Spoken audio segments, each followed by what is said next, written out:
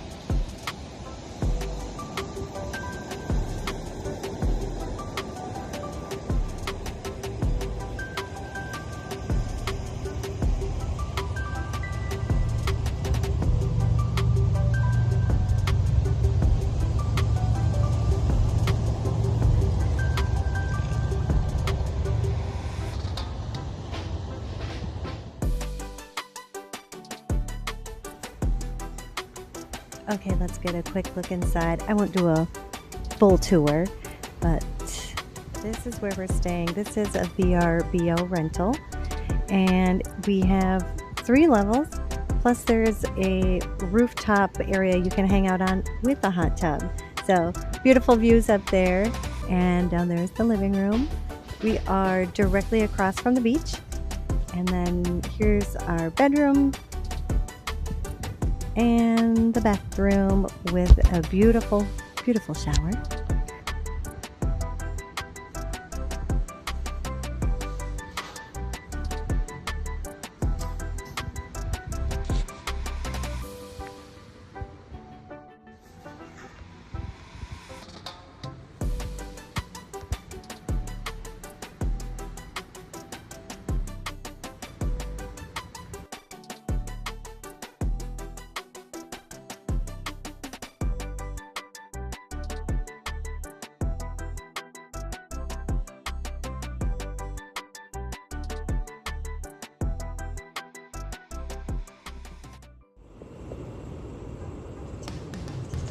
Out here on the rooftop and watching for dolphins and whales like it's my job. Last night we walked the beach in the dark. We had some headlamps. I decided to try to pick up a crab. Got pinched. Today we'll probably just hang out at the beach and then drive down to some of the local towns and find stuff to eat, maybe some souvenirs. Tomorrow will be the big day of going to the state parks and looking for manatees and monkeys. One thing we do look for when we're looking for a place to stay on the beach is somewhere that's not crowded. Definitely avoiding high-rise buildings. And this beach is empty, and I mean that in a good way. So nice. Also, the sand is so different from the white sand beaches over on the Gulf Coast. It's this golden color, and it's almost iridescent. It's so pretty.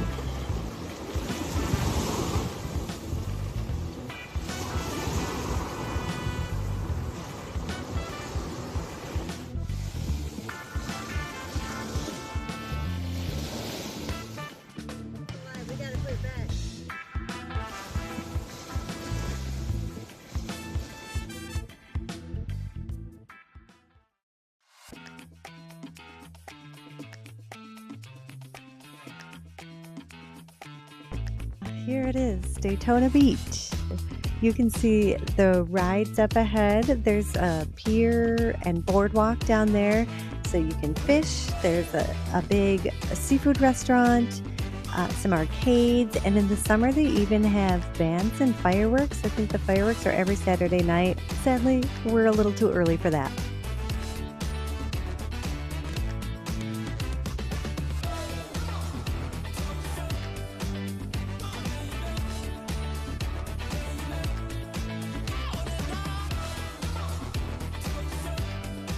They've got all the beach town requirements: ice cream shops, bait shops, surf shops, and beach bars.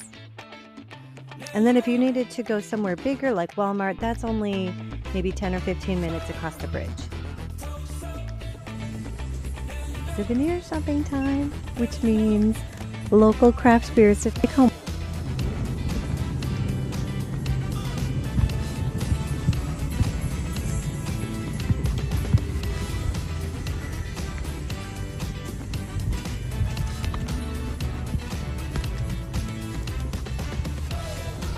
Fancy. Okay, here's what I got. Pleasure chest from Titusville. Florida man, dedicated to the world's worst superhero. And a coconut key lime ale.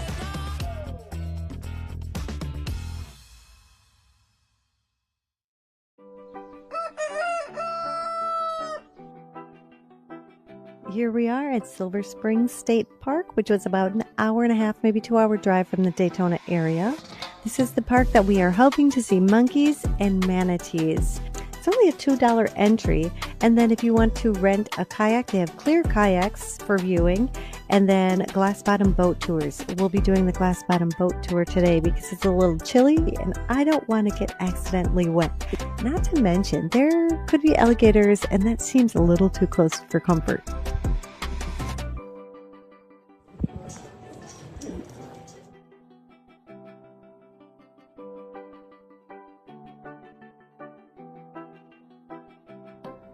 Is 50 feet deep. 400 million gallons a day are coming out of the ground here. Now, if you were trying to fill up an Olympic-sized swimming pool, you could fill it up in 45 seconds.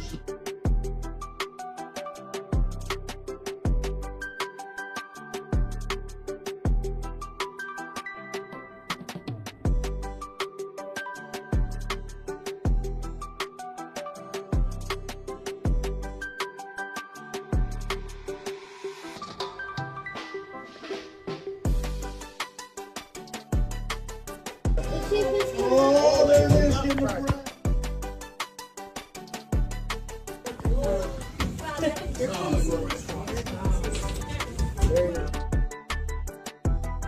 Silver Springs is great. We didn't see the monkeys. They said a few days prior they had been out in the parking lot. You really never know where they're going to be. I've heard it's easier to see them from the water, but no luck for us there. We saw one manatee. So that is the deciding factor in our next steps. We're now going to Blue Spring State Park, which is about an hour from Daytona. This park is just a $6 entry per vehicle.